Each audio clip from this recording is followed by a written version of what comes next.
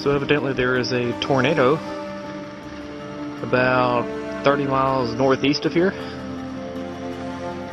And this is what the sky has been doing for the last half hour. It's non-stop lightning with no thunder. I have never seen this before in my life. That is really cool.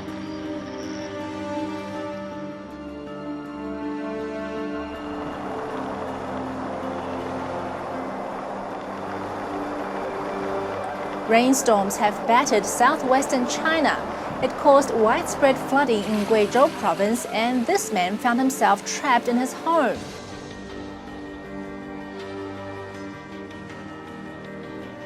After 8 hours of continuous rain, the Nanjiao River had covered roads and fields and rushed into Li Jinping's house. Rescuers had to use bamboo to throw 2 ropes across to him. Not everyone was as lucky as him. Heavy rains in central and southern China have killed at least 6 people since Tuesday, bringing down hundreds of homes and ruining farm crops, according to state-run Xinhua news agency. In the neighbouring province of Guangdong, rainstorms have battered the west of the province as well as the Pearl River Delta region. Traffic has been affected and schools were forced to close Wednesday afternoon.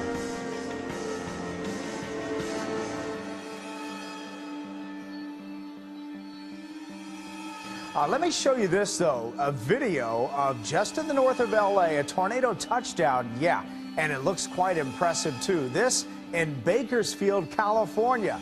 Yeah, right here in the state of California. Look at that thing as it moves across the roadway there and all the traffic going. I did say it was a little bit different about this one is that it started with the thunderstorm, kind of in the early stages of a thunderstorm. And they often call those land spouts. More home video captured the strong storm, powerful enough to spawn this tornado. The spring weather brought with it something pretty unsightly near St. Paul. Hundreds of fish recently died in Beaver Lake. As you can see, they ended up all along the shoreline there. Now, fish kills are not, of course, unusual this time of year, but this one has Ramsey County officials worried. The fish died even though there is an aeration system in Beaver Lake. The whole little bay area here was just thick with dead fish. Fish by the hundreds, maybe even the thousands. When the ice finally went out on Beaver Lake a week and a half ago, this is what it left behind. It's estimated that more than 7,000 pounds of dead fish, mostly catfish, sunfish, and bass, have been taken out of Beaver Lake. But what caused this unusually large fish kill is still a mystery. Sean, the Department of Game and Inland Fisheries has been bombarded with reports of dead birds on the south side, most of them found yesterday in Danville and Pittsylvania County. Heather Rosenbaum is live from our Danville studio. Heather, this certainly scared some people there. Yeah, Len, many people wondered if it was something dangerous or toxic in the air. While hundreds of birds were found, the department says the people should not worry. In fact, it may even be a natural occurrence. Barbara Scott was shocked when her business's parking lot became a graveyard for more than 100 birds. That freaked me out. Scott says she first noticed feathers stuck to the front door before she learned that was just the start. I was thinking, this is crazy. How in the world did the bird fly into the door? Is what I was thinking. The Department of Game and Inland Fisheries received several reports of dead birds littering that parking lot and a number of others throughout Danville and Pittsylvania County. It's kind of a rare occurrence for songbirds to end up being found dead from maybe a natural incident. Still, Dan Lovelace with the department suspects the deaths can be attributed to the strong storms mixed with the birds' migration patterns. People as far afield as Cornwall and Lancashire have reported seeing a large meteor flashing across the sky last night. Witnesses described a blue or green light with a tail behind it. This shot was picked up by a CCTV camera. There it is. Look at that. In Cardiff. Experts believe it may have been part of the debris left by Halley's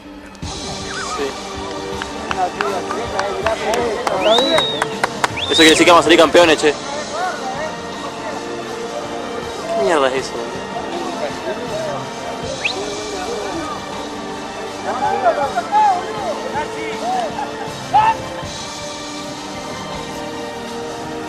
Mira, qué buena.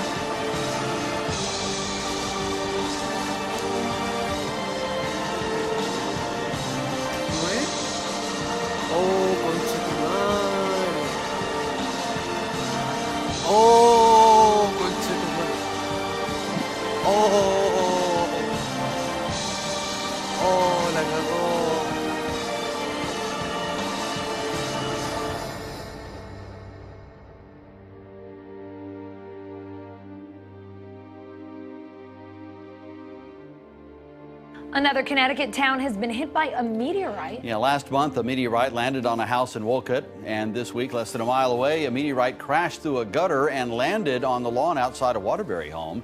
This meteorite was found intact, unlike the one in Wolcott, which split in two. As you can see, it's about the same size and shape of an avocado.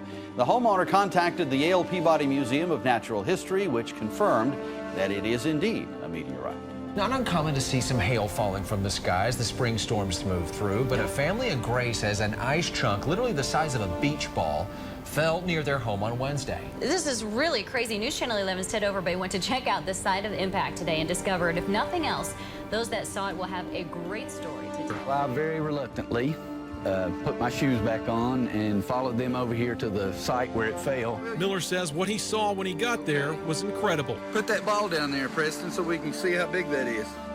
Amazing. The huge chunk of ice left little doubt. I don't know if that developed in the clouds or in space. They just knew it could be important. Amazing. This news is being reported from Gray, Tennessee. A couple of days and a little research later, they think they have an answer. And it's called a mega cryometeor.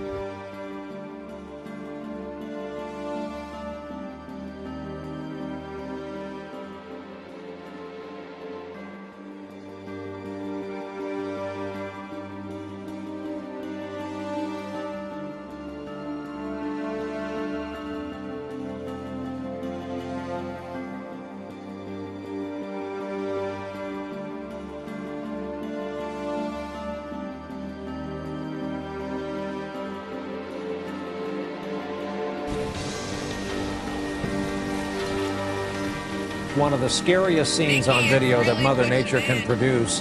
At Lake Mille Lacs, east of Brainerd in mid-Minnesota, this is what an ice shove or an ice surge looks like. It was a wall of half-melted ice shards driven by wind, gusts of up to 55 miles an hour. It happened along 10 miles of shoreline, 30 feet of ice. It's destroying everything in its path. And Sam, this is about these temperature changes, right? Yeah, because on one side of the country, the west, we've got 80s, 90s, and 100s today. On part of the country, we've got these cold wind chills, 20s, 30s, and 40s. Heat. And it happened in Manitoba, Canada this weekend, too, where an incredible tsunami-like wave of ice destroyed a dozen two-story homes. There's a growing mystery in California tonight where families in one community are watching helplessly as their homes sink into the earth. Walls cracking, entire homes condemned. What's happening underneath? Here's ABC's Akiko Fujita tonight. The slow-motion disaster is threatening all 30 homes in this Northern California neighborhood. Small cracks just weeks ago, now gaping holes, the hillside collapsing. Jagtar Singh watched the ground pull his neighbor's home 10 feet below the street, and he's seen the cracks eat away at his house.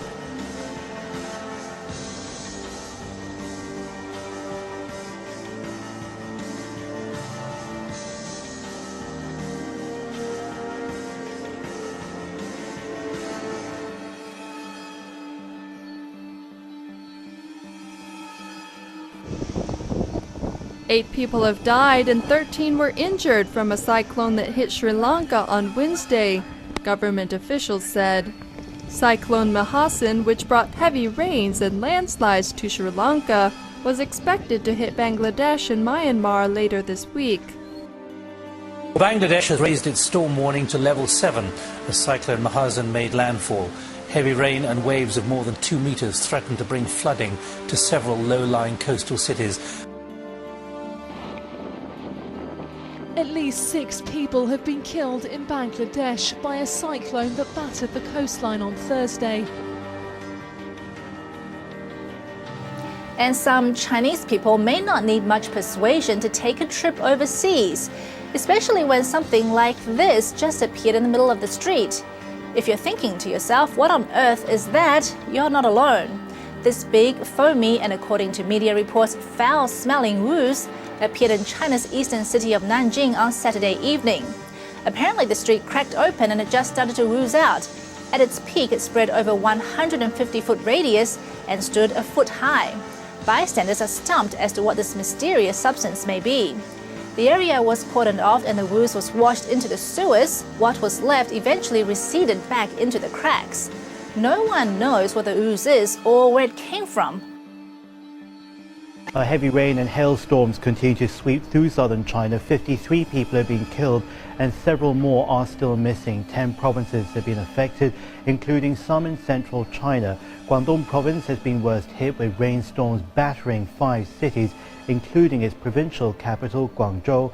At least 22 people are reported to have died, with 16 missing in the province. The sweeping storms have impacted over 1.36 million people in Guangdong province. Water levels reportedly rose 2 meters, engulfing homes and businesses. Emergency crews have been rescuing the elderly and the young, cut off by the cruel force of nature.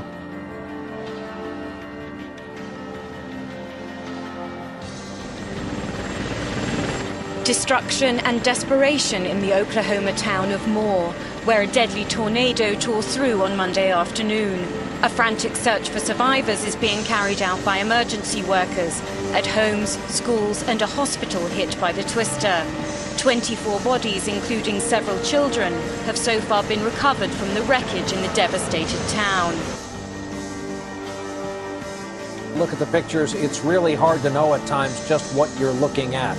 This is believed to have been an F5 category tornado. That would make it the strongest intensity of any weather system on Earth. Winds over 200 miles an hour. The tornado was reportedly 2 miles wide, something you don't see very often here. Wide swaths of residential area have been completely decimated, as though something you'd see after the Hiroshima or Nagasaki atomic bombings. Wow. Roar. Huge debris. Huge debris. We're good, Joe. Okay.